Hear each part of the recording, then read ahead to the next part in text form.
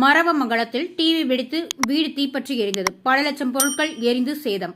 போலீசார் விசாரணை.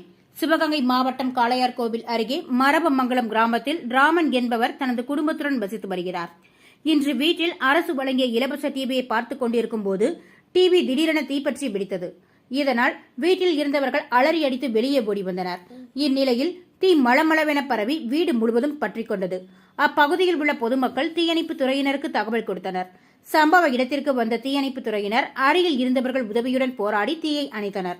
ஆனால் இத்தீ விபத்தில் தங்க நகை, ரொக்கப்பணம் உள்ளிட்ட பல லட்சம் மதிப்புள்ள பொருட்கள் எரிந்து சாம்பலானது. இச்சம்பவம் குறித்து காளையார்கோவில் போலீசார் இன்று மதியம் சுமார் 2 மணியளவில் விசாரணை மேற்கொண்டு வருகின்றனர்.